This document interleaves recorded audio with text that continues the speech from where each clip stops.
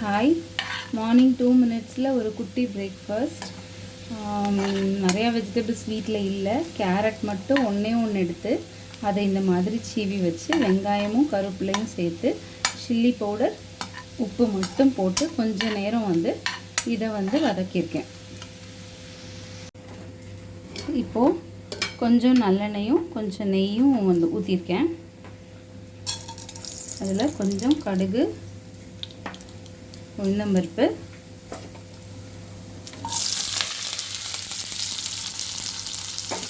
கொஞ்சம் வெங்காயம், பச்சை மிளகாய், கருவேப்பிலை, இஞ்சி. நல்லெண்ணெயும் நெய்யும் கொஞ்சம் ஊற்றி அதில் கடுகு, உளுந்தம்பருப்பு, வெங்காயம், இஞ்சி, கருவேப்பிலை இது மட்டும் சேர்த்துருக்கேன். வேறு எதுவுமே சேர்க்கல.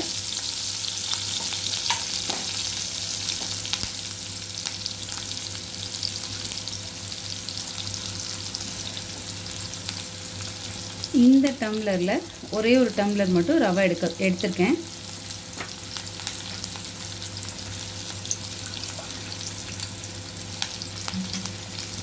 ஸோ அதே அளவில் 2.5 பங்கு தண்ணி, 2.5 போதும்.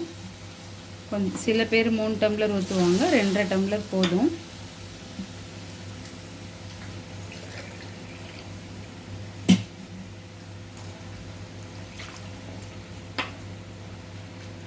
இந்த 2.5 டம்ளர் தண்ணி ஊற்றிட்டு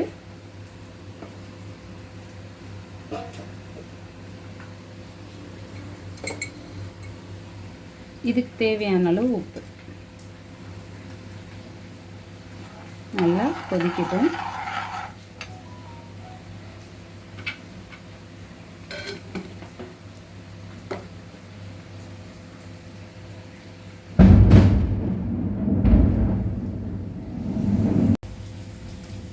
பாருங்கள், கொதிக்க ஆரம்பிச்சிருச்சு.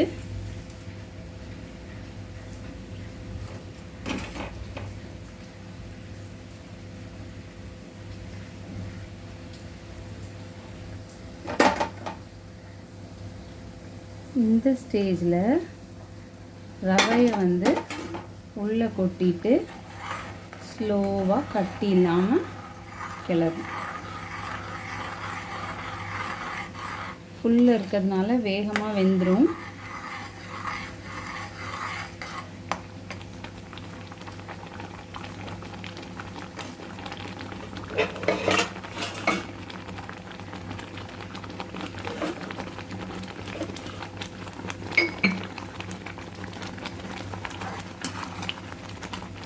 அது பாதி வெந்து வரும்போதே என்ன பண்ணணும், இந்த கேரட்டை அதோடு சேர்த்துட்டு கொஞ்சம் சிம் பண்ணிவிட்டு ஃப்ளேமை நல்லா இந்த கேரட்டை உள்ளே கலந்து விட்டுறணும்.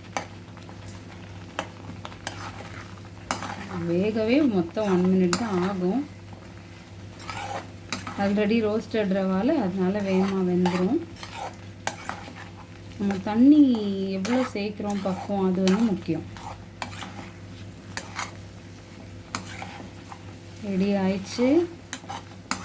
பாருங்கள், அந்த ஒட்டாமல் இந்த பதத்தில் கிளறும்போது வரணும்.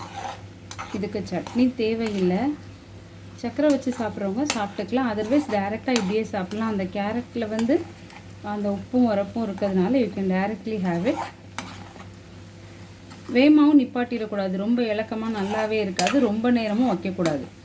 கரெக்டாக பார்த்து நீங்கள் ஸ்டார்ட் பண்ணணும்.